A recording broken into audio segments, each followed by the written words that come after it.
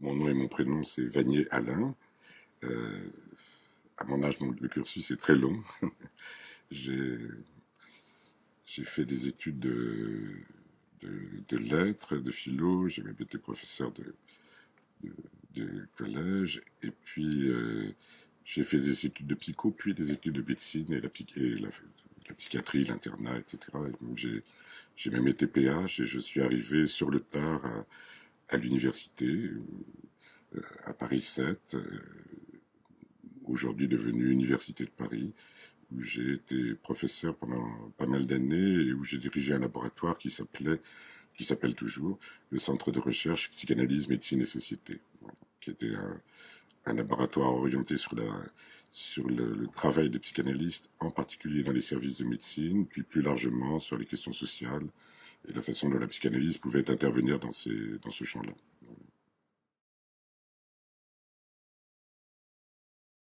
Comment dire la psychanalyse par rapport à l'ensemble des liens sociaux tels qu'ils sont aujourd'hui?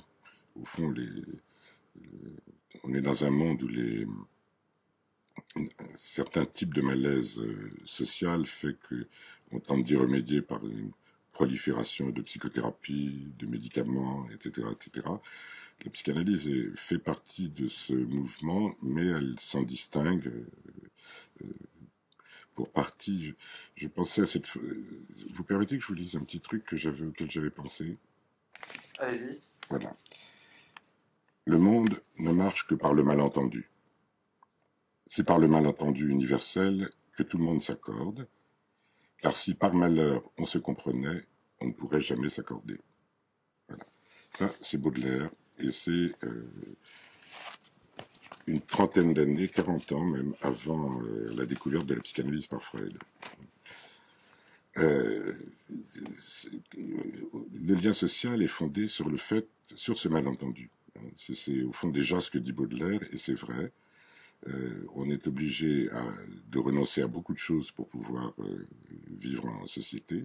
Il y en a pour certains pour qui le prix est exorbitant. Et ce prix à payer fait qu'ils ont le sentiment voilà, de renoncer à quelque chose d'essentiel d'eux-mêmes, de ne pas vivre la vie qu'ils voudraient, d'être à côté d'eux. C'est ce malaise que les psychanalystes recueillent, vous voyez, c'est-à-dire en mettant en avant cette dimension, non pas d'une visée adaptative au monde dans lequel le sujet se trouve, qu'il soit conforme à un certain nombre de patterns de comportement, mais qu'au contraire, il puisse s'interroger sur ce qu'il veut pour essayer d'avoir la vie qu'il désire et pas du tout se trouver dans une situation avec des impératifs d'adaptation. Or, on est dans un monde qui exige de chaque sujet de plus en plus de formes d'adaptation très coercitives. Les pédagogues du XIXe siècle, par exemple, pensaient que l'enfant était un petit sauvage, trop près de ses instincts, et qu'il fallait le dresser pour lui apprendre à renoncer et à se comporter d'une façon qui soit socialisable. Donc, évidemment, ce renoncement, le prix à payer pour ce renoncement n'est pas le même pour tous. Pour certains, c'est un prix particulièrement lourd. Certains n'y arrivent pas. Et au fond, ce quelque chose à quoi nous avons renoncé ne cesse pas de nous travailler toute notre vie. Ça, par contre, ça reste actif, même si nous finissons par ne même plus savoir ce que nous avons abandonné.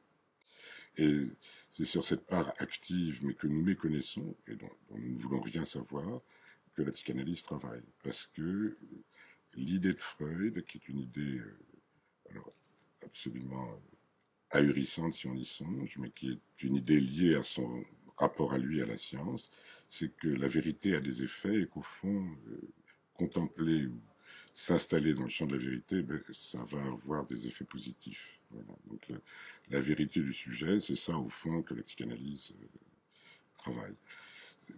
C'est ça, c'est ce qui nous travaille en permanence, dans les rêves, dans les lapsus, dans tout ce qu'on appelle les formations de l'inconscient. Eh bien, il y a quelque chose qui en vous parle malgré vous. Au fond, Si on regarde bien, quand vous faites un lapsus, c'est jamais tout à fait par hasard. C'est pas une erreur d'aiguillage des circuits, euh, des circuits neuronaux de votre cerveau. Sinon, sinon, les lapsus ne seraient pas aussi parlants. Et voilà.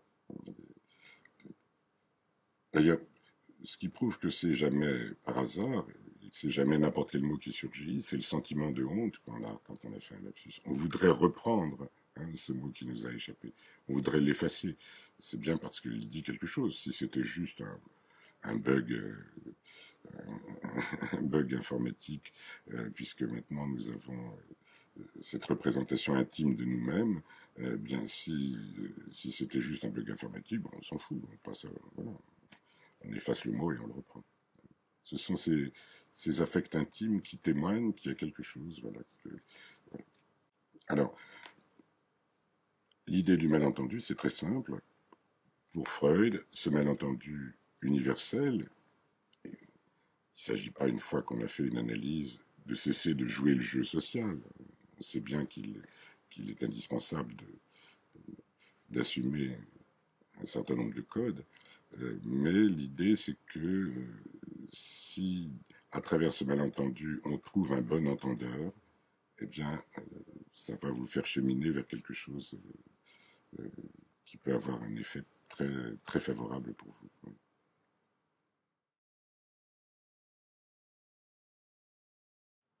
On pourrait partir de la situation analytique. Au fond, vous allez voir quelqu'un dont vous ne savez rien, qui ne va pas vous raconter quoi que ce soit de lui-même.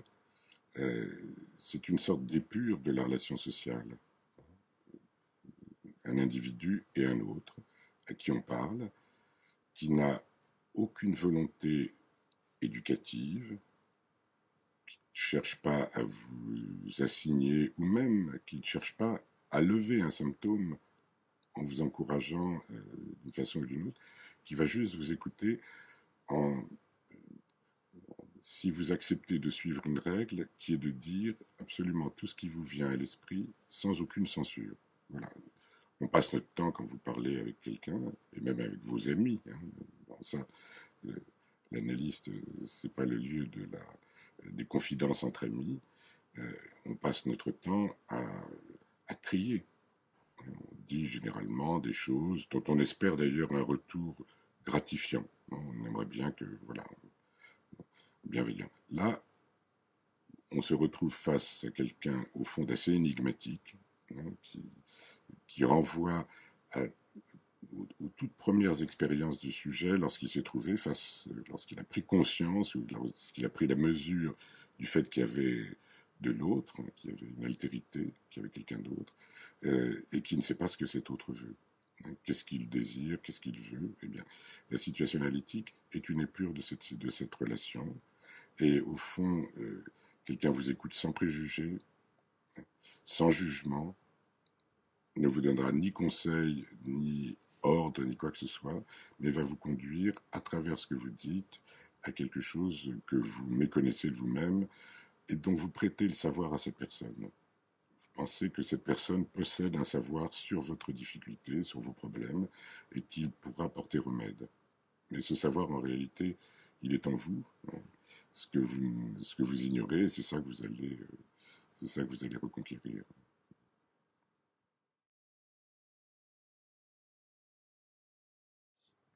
Bon, il faut dire qu'elle a toujours été attaquée.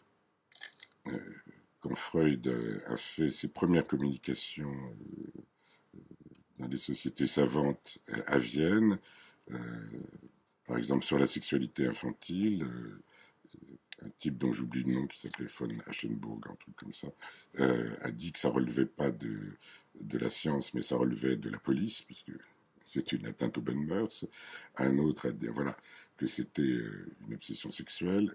Bref, elle a toujours été attaquée. Au fond, si on réfléchit dans l'histoire du XXe siècle, il y a eu quoi, 20, 30 ans euh, euh, d'une relation heureuse entre le service social de la psychiatrie et puis la psychanalyse, Voilà, mais ça a été fondé là aussi sur un malentendu euh, absolu euh, qui a amené des choses aussi déroutantes que Reich ou d'autres. Hein. Voilà, c'est-à-dire sur un malentendu concernant d'ailleurs une chose sur laquelle la psychanalyse continue de faire scandale, qui est cette question de la sexualité.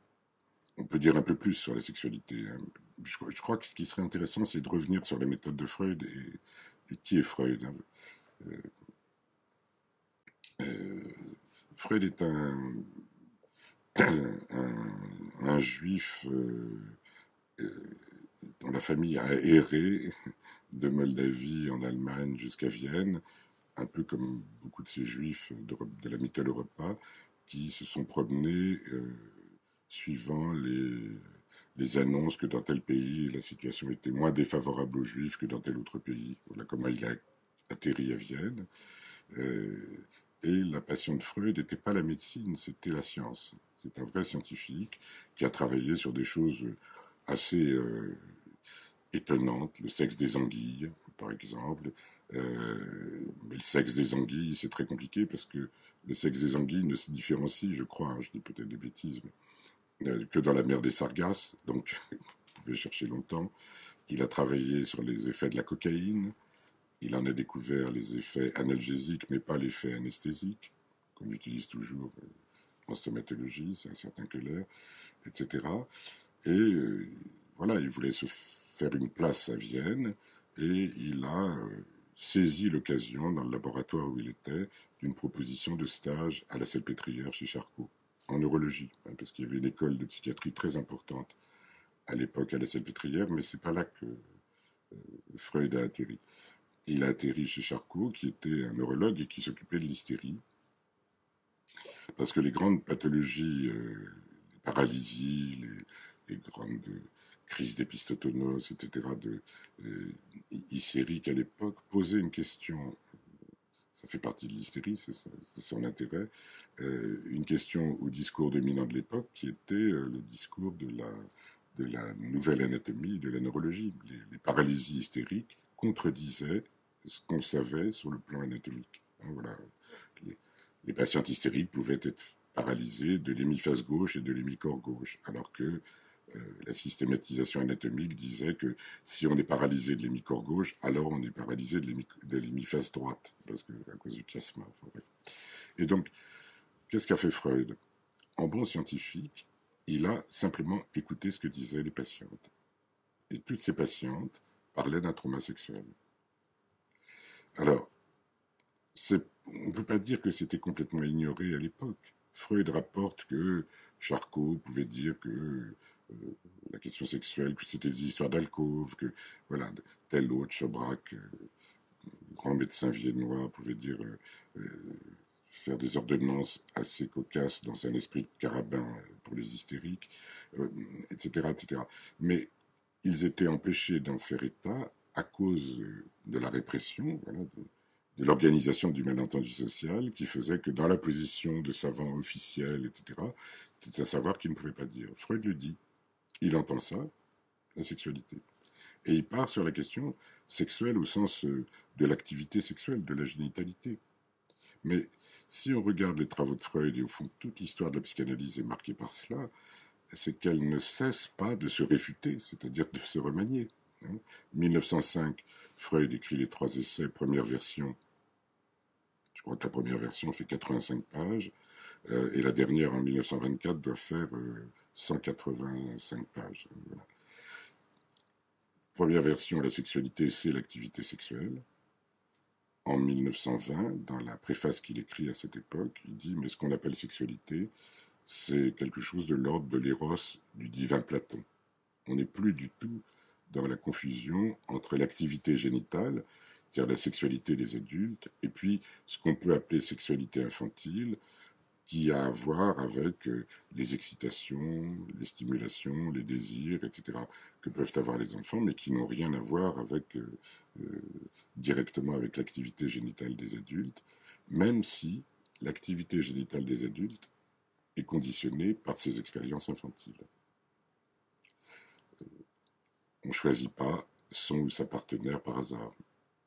Sinon, tout le monde se précipiterait sur les modèles que donne euh, les- le lien social à une époque. Bon, voilà. Non, voilà, on est guidé par quelque chose qu'on ne sait pas. Freud prend l'exemple, il y a une nouvelle qui est la Gradiva de Jensen, voilà. Un archéologue, d'un seul coup, se prend de passion pour une jeune femme, en réalité, parce qu'elle pose le pied par terre de la même manière qu'une statue, qu'un bas-relief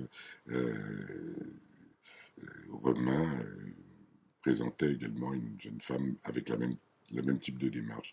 Voilà.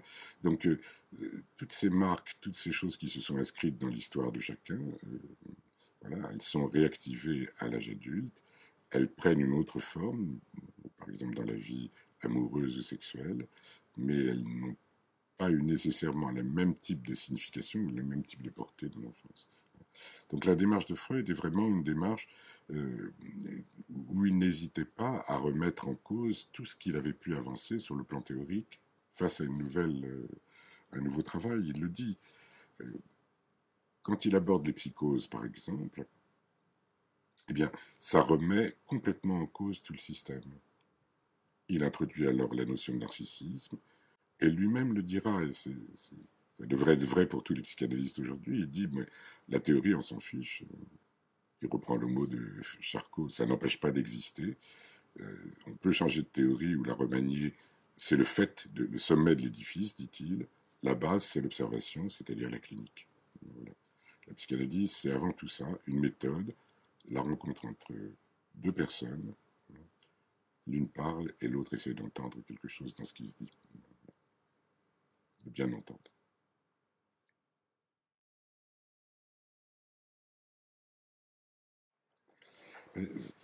Ce qui me passionne dans la psychanalyse, c'est que, bon, d'une certaine façon, on se ressemble tous, on parle tous, euh, on fait même, ça a été tout l'enjeu de la psychiatrie, et il faut dire que Freud là-dessus n'a pas complètement accompli une rupture, c'est-à-dire on met les gens dans des catégories. Alors, aujourd'hui, on a des classifications avec ce qu'on appelle les DSM. Le dernier en date, c'est le DSM-5. Ce sont des classifications psychiatriques. Mais on a eu des tonnes de classifications dans toute l'histoire de la psychiatrie, y compris avant même la psychiatrie moderne, c'est-à-dire scientifique. Il y avait des classifications, par exemple, au XVIIe siècle, il y avait ce qu'on appelait la démonologie, c'est-à-dire on classait les gens en fonction du type de possession par le diable qui pouvait exister. C'était comme ça qu'on traitait les malades mentaux.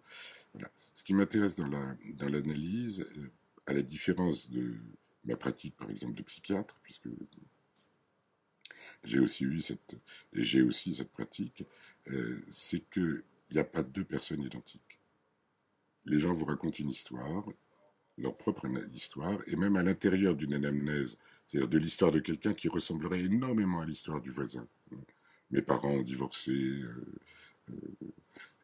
mon père est parti avec la meilleure copine de ma mère, oui, donc voilà, j'avais cet âge-là, etc.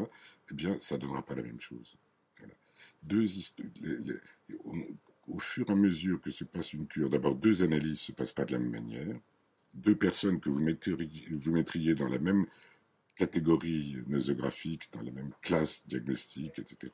Ce à quoi on touche, c'est ce qu'il y a d'absolument singulier, unique chez chacun, et les effets absolument sidérants que peut avoir la parole. Ça, c'est quand même quelque chose de formidable. C'est pas quelque chose que la psychanalyse a découvert. Ça a existé depuis toujours, dans la magie, dans les suggestions. On a toujours connu le pouvoir de la parole. Euh, Si vous voulez que je vous raconte une histoire, quand j'ai fini ma médecine, avant euh, de me spécialiser, j'ai été faire des remplacements de médecine générale à une époque, je suis vieux, à une époque dans le trou du cul du monde, j'appelais ça, mais enfin, c'était aux hautes montagnes, les gens étaient adorables. Donc je suis allé faire des remplacements de médecine générale dans un endroit où il y avait très peu d'équipements médicaux, pas de secours hospitalier ou autre. Et un jour, un paysan m'a dit, mais il faut que vous sachiez qu'avant de venir vous voir, on est tous allés voir le rebouteux. Lui, il n'a pas de savoir. Vous voyez, la question pourquoi la psychanalyse, c'est aujourd'hui, le fait qu'on suppose du savoir à l'analyste, ça ne pouvait pas exister autrefois. Lui, il n'a pas de savoir, mais il a un pouvoir dans les mains. Et quand il parle, c'est très important. On a toujours soigné, et les médecins de Molière, la médecine d'autrefois, c'était toujours un grand renfort de mots. Toutes les techniques de psychothérapie d'aujourd'hui fonctionnent avec ça, sur la suggestion. Les mots, on peut convaincre les gens de changer des comportements, de, de se modifier en fonction d'un certain nombre d'effets de suggestion.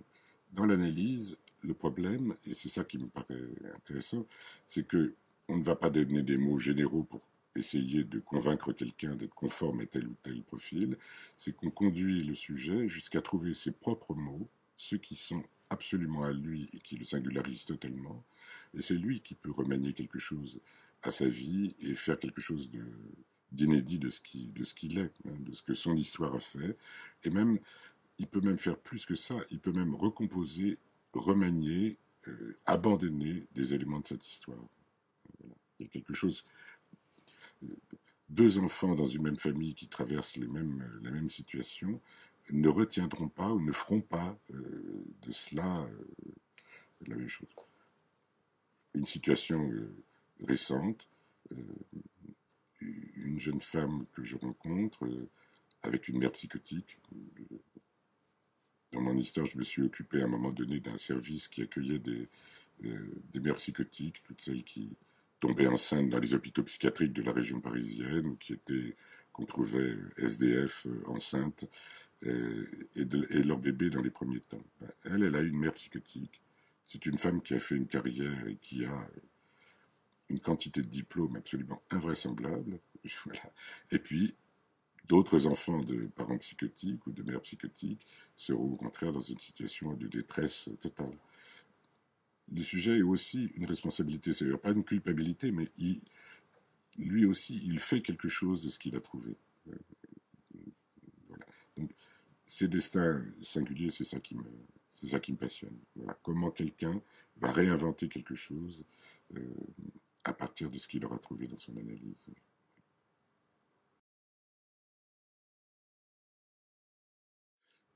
Voilà. Ce qu'on peut dire aujourd'hui sur la place de la psychanalyse par rapport aux psychothérapies, puisque la psychothérapie prolifère, il doit nous en arriver une nouvelle tous les 15 jours d'outre-Atlantique, puisque les Américains sont très inventifs sur ce plan-là. Je crois qu'on peut entendre deux choses. D'une part, le fait qu'il y a un malaise social qui autrefois a quand même été largement épongé par la religion et par tout ce qui tissait le lien social, et qui aujourd'hui, dans un monde où on est de plus en plus seul, euh, a besoin d'un certain nombre de recours pour tenir. Toutes ces psychothérapies, au fond, elles n'ont qu'un seul principe, toujours le même, c'est la suggestion. C'est ce qui était au cœur d'ailleurs de la relation médecin-malade, hein, dont il ne faut pas avoir honte. Freud a donné un nom à cette relation, il appelle ça transfert. Et l'idée de Freud, le paradoxe, c'est euh, d'utiliser cette suggestion jusqu'à ce que la cure puisse permettre d'en démonter les principes, d'en démonter les causes. Non pas s'en servir pour suggérer des comportements adaptatifs, mais au contraire montrer au sujet, permettre au sujet de saisir par quoi il est pris dans sa quête à lui, hein, de demande de suggestion et, et d'assujettissement à un maître quelconque. Voilà. En ça, la psychanalyse s'inscrit dans les psychothérapies, puisque c'est vrai qu'il s'agit pour la cure analytique, et c'est pas du tout une question accessoire, que celui qui s'y engage puisse être mieux dans sa vie. Bien sûr que c'est une fonction fondamentale, mais le principe de la cure analytique, c'est justement que précisément cette suggestion qui l'encombre, en réalité, hein, même si elle peut avoir des effets bénéfiques dans certaines thérapies, puisse au contraire, là, lui permettre, lui, de faire des choix dont il pourra répondre. Toutes les psychothérapies, tout le lien au médecin au sens large du terme, aux soignants, c'est un lien fondé sur la suggestion. Le sujet attend de quelqu'un qui le met en position de maître, dominante, des effets de suggestion auxquels il se prête plus ou moins volontiers, parce qu'il y a des gens qui résistent. Voilà. Le pari de Freud, c'est d'aller jusqu'au point où on peut démonter les effets de la suggestion, c'est-à-dire ce qui est au principe même de la suggestion dans la relation à celui euh, qui mène le lien thérapeutique, puisse être déconstruit, qu'on puisse savoir par quel biais chacun, singulièrement, euh, a une sorte de place psychique prédestinée pour mettre quelqu'un qui sera dans cette position. Ça, c'est un effet très important. Mais il ne faut pas refuser les bénéfices que peuvent apporter parfois d'autres thérapies. J'ai le souvenir comme ça d'une patiente qui était venue me voir avec une sorte de pantaphobie. C'était quelqu'un qui ne pouvait plus sortir de chez elle. Elle l'avait conduite chez moi parce elle, elle passait sa journée à écouter la radio et voilà, ne pouvait plus sortir. L'analyse a très très bien marché. Elle est sortie de chez elle, elle a créé une entreprise, devenue une businesswoman très très accomplie, mais elle a conservé une phobie des avions. Prendre l'avion était très compliqué et lorsque l'entreprise qu'elle avait créée a commencé à avoir une extension internationale, c'était un vrai obstacle. Elle a eu envie de faire une thérapie comportementale telle que Air France en propose pour les gens qui ont des phobies d'avion. Vraiment, pour ma part, je ne m'y suis pas opposé. Tout comme quand des gens vont vraiment trop mal et que même le travail analytique devient difficile, il n'y a pas non plus à interdire la prise de médicaments qui peuvent apporter une aide et même une aide au travail thérapeutique. Dans le cas de cette dame, malheureusement, la thérapie comportementale n'a pas marché. Voilà. La phobie des avions s'est levée autrement par un autre biais. Mais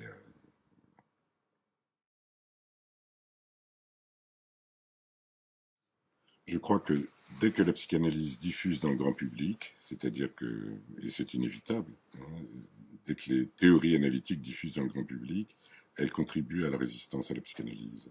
Parce qu'elles diffusent toujours euh, dans un malentendu, alors pour le coup radical, qui est une forme de psychologisation. On aurait des concepts qui diraient la vérité. Non.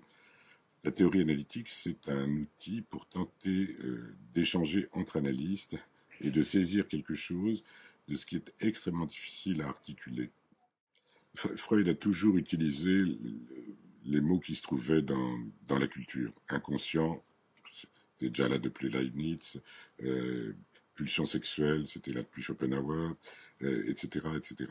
Simplement, à chaque fois, il a déplacé, déformé le contenu de ces concepts.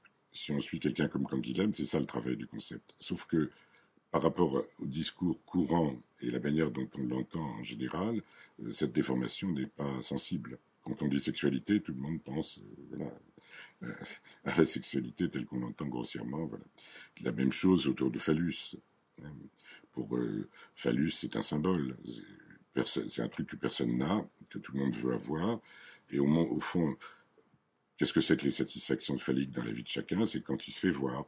Oui, quand d'un seul coup, il est regardé, ou il a une position de pouvoir.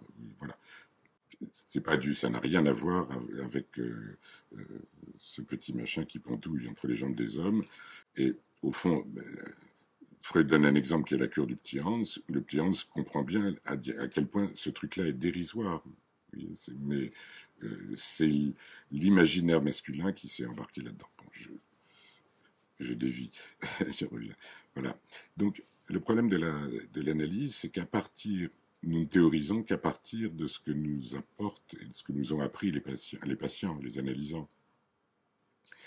Et le problème, c'est quand on théorise, la tâche de chaque analyste, Lacan disait même que il appartenait à chaque analyste de réinventer la psychanalyse. Chaque analyste réinvente la psychanalyse, c'est-à-dire à la charge d'extraire des discours courants la chose analytique.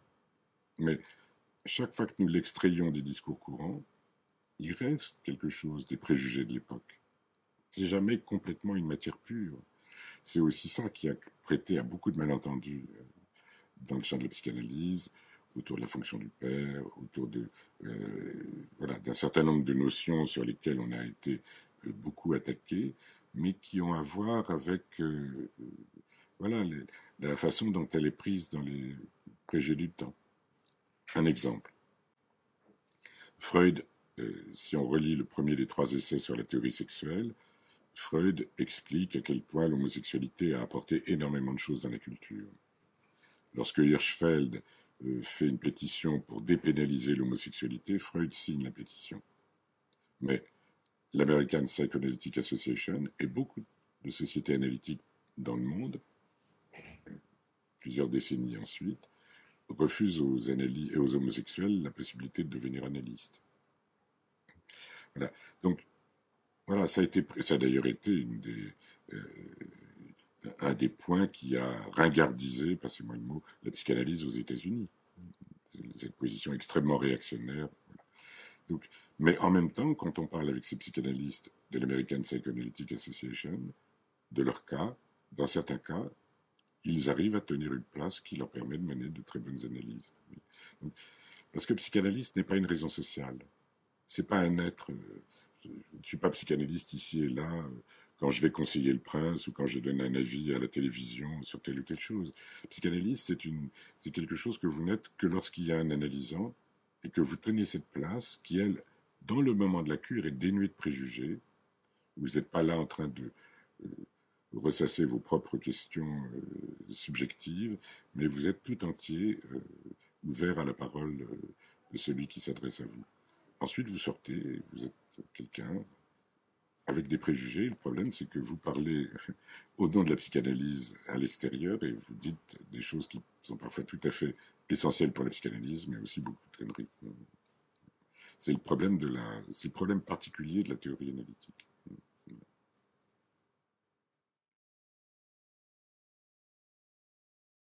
Euh, voilà, je peux dire ça, par exemple. J'ai fait une première tranche d'analyse que j'avais commencé pour des raisons qui tenaient un peu à ma génération, c'est-à-dire la difficulté de se réadapter après mai 68, voilà, en gros, pour le dire très, très schématiquement, et de penser que, bon, ben, voilà, le monde que nous avions rêvé n'allait pas arriver tout de suite. Euh, j'ai fait une première tranche d'analyse qui m'a beaucoup aidé sur le plan psychothérapique et même sur le plan analytique. Et puis j'ai commencé, avec l'accord de mon analyste, à recevoir un patient. C'est un patient toxicomane. Et ce patient m'a complètement bousculé. Il ne respectait aucune des règles auxquelles moi je m'étais. D'un seul coup, j'ai compris la dimension de soumission qui avait été la mienne, d'arriver à l'heure aux séances, voilà, d'accepter. Voilà. Lui, non seulement arrivait avec 2 heures d'avance, une demi-heure de retard, ne payait pas les séances, m'expliquait que de toute façon, quand il me payait les séances, c'était avec le deal de drogue qu'il faisait, ce qui était quand même très compliqué, que les séances pouvaient arriver, etc. Et c'est lui qui m'a fait comprendre quelque chose sur les effets de l'interprétation. J'ai fait une interprétation à ce patient dont le contenu, on peut dire, n'était pas faux, mais ne venait pas au bon moment. Et cette interprétation a produit une guérison. Des rares fois, quelqu'un un héroïnomane, qui s'est sevré pendant le traitement, petit à petit, tout seul. Mais ce sevrage, qui pouvait être très satisfaisant sur le plan thérapeutique, en fait, c'était une résistance. Parce qu'il s'est sevré, c'est un cadeau qu'il me faisait, et puis il est parti. C'est-à-dire que la cure, voilà, le mauvais temps de l'interprétation avait déclenché plutôt un effet de résistance et donc de guérison, mais en même temps avait raté le processus analytique. Il est revenu 3 ans plus tard et il a fait une belle analyse ensuite. Voilà. Mais il n'a jamais rechuté après ce moment-là. Donc j'ai appris par lui, vous voyez, et parce que j'étais en contrôle à l'époque, c'était en analyse de contrôle, j'ai appris par lui qu'il y a quelque chose de très important aussi dans la cure analytique, c'est le temps. On reproche beaucoup aux cures analytiques d'être très longues, mais il y a un temps pour tout et il faut soigneusement saisir le bon moment des interventions de l'analyste et donner du temps au temps. Enfin, il faut du temps pour la cure analytique. Je vais, je vais souvent aux États-Unis pour travailler avec des analystes américains. Je ne pense pas que c'est parce que j'ai j'ai un livre qui a été traduit, mais je pense que c'est pas nécessairement lié à ma notoriété personnelle, mais parce que je dois être un des rares qui parle à peu près anglais. Euh, Et donc j'ai des analystes américains en supervision qui sont, dont certains sont des membres de l'IPA, d'autres des lacaniens, c'est assez varié. Et la psychanalyse aux États-Unis ne fait plus les gros titres des journaux, c'est passé de mode, hein, comme les modes. Mais leur salle d'attente ne les emplit pas. Voilà. Il y a toujours une demande parce que quand ils ont essayé quelques traitements divers, pour des questions qui touchent à des choses qui sont moins classifiables, moins situables, et moins repérables par d'autres dispositifs, pouvoir parler librement et pouvoir euh, avoir la chance de pouvoir être entendu malgré le malentendu nécessaire au lien social, ce qu'on appelle l'hypocrisie sociale, ce qu'on a tous appris pour pouvoir vivre en société, eh bien, c'est une chance quand même assez exceptionnelle. Donc je pense que c'est la raison pour laquelle j'ai quand même beaucoup d'optimisme pour l'avenir de la psychanalyse.